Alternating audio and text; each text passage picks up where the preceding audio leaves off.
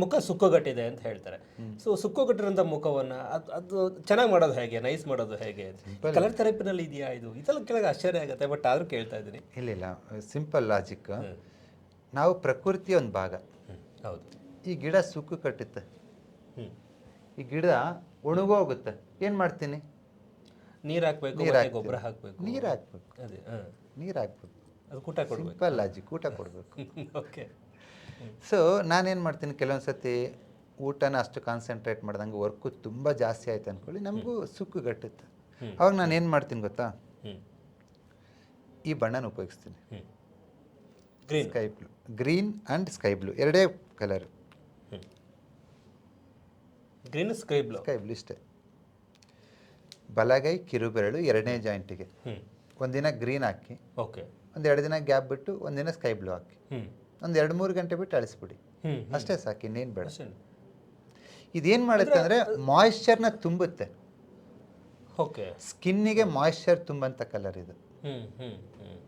Okay, ಇದರ ಜೊತೆಗೆ ನಿಮ್ಮ ಆಹಾರ ಪದಾರ್ಥಗಳಲ್ಲಿ ಸ್ವಲ್ಪ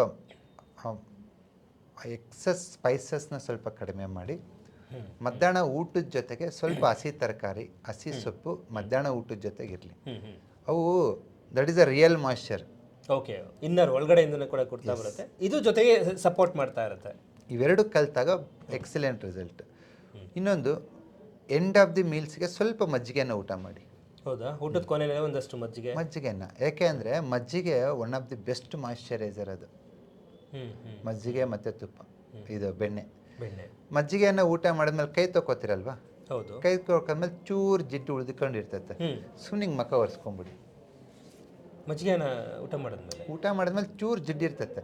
ಮಜ್ಜಿಗೆನಲ್ಲಿ ಬೆಣ್ಣೆ ಎಲ್ಲ ತೆಗೆದ್ಬಿಟ್ಟಿರ್ತೈತೆ, ಜಾಸ್ತಿ ಏನಿರಲ್ಲ, ಚೂರು ಇರ್ತೈತೆ. ಅದನ್ನ ಪೂರ್ತಿ ತೊಳ್ಕೊಂಬಂಗೆ ಹಿಂಗೆ ಅನ್ಕೊಂಡ್ರೆ ಮುಗೀತು. ಫೈನಲ್ ಆಗಿ ಸುಕ್ಕಾಗದೆ ಯಾವಾಗ, ಅಲ್ಲಿ ನೀರಿನ ಅಂಶ ಕಡಿಮೆ ಆದಾಗ, ಮಾಯಿಶ್ಚರ್ ಕಡಿಮೆ ಆದಾಗ, ಆ ಮಾಯಿಶ್ಚರ್ನ ಕೊಡ್ತಕ್ಕಂಥ ಕಲರ್ ಇವೆರಡು. Okay, super.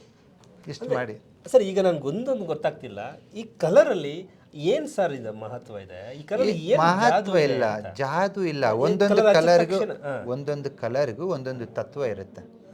ಫಾರ್ ಎಕ್ಸಾಂಪಲ್, ಸ್ಕಿನ್ನಲ್ಲಿ ನೆರಿಗೆ ಕಡಿಮೆ ಆಗಬೇಕು. ಏನಾಗಿದೆ, ಸ್ಕಿನ್ ಡ್ರೈ ಆಗಿಬಿಟ್ಟಿದೆ, ಅದಕ್ಕೆ ನೆರಿಗೆ ಆಗ್ತಿದೆ.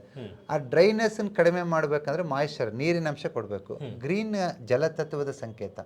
ಗ್ರೀನ್ ಯಾವಾಗ ಇಲ್ಲಿ ಗ್ರೀನ್ ಕಲರ್ ಹಾಕ್ತೀಯೋ ಇಲ್ಲಿ, ಸೊ ನಾನು ಹಾಕಿದ್ದೀನಿ ನೋಡಿ, ಜಸ್ಟ್ ಗ್ರೀನ್ ಕಲರ್ ಹಾಕಿದಾಗ ಏನಾಗುತ್ತೆ, ಸ್ಕಿನ್ನಲ್ಲಿ ಮಾಯಿಶ್ಚರ್ ಕ್ರಿಯೇಟ್ ಆಗುತ್ತೆ. ದಟ್ಸ್ ಇಟ್, ಇನ್ನೇನು ಆಗಲ್ಲ.